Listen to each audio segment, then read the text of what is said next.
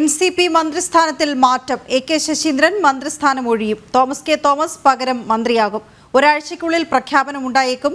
മന്ത്രിസ്ഥാനം മാറ്റത്തിൽ മുഖ്യമന്ത്രിയും AK ശശീന്ദ്രനെ കൈയൊഴിഞ്ഞു. NCPയുടെ ആഭ്യന്തര വിഷയത്തിൽ ഇടപെടുന്നില്ല എന്ന മുഖ്യമന്ത്രിയുടെ നിലപാട്.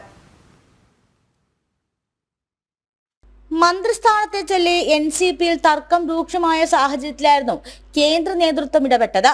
AK ശശീന്ദ്രൻ മന്ത്രിസ്ഥാനം ഒഴിയാനാണ് അവസാനം തീരുമാനമായത്. തോമസ് കെ തോമസ് പകരം മന്ത്രിയാകും. ഒരാഴ്ചയ്ക്കുള്ളിൽ പ്രഖ്യാപനം ഉണ്ടായേക്കാനാണ് സാധ്യത. മന്ത്രിസ്ഥാനം ഒഴിയുന്നതുമായി ബന്ധപ്പെട്ട് AK ശശീന്ദ്രൻ മുഖ്യമന്ത്രിയെ നേരിട്ട് കണ്ടെങ്കിലും ഫലമുണ്ടായില്ല.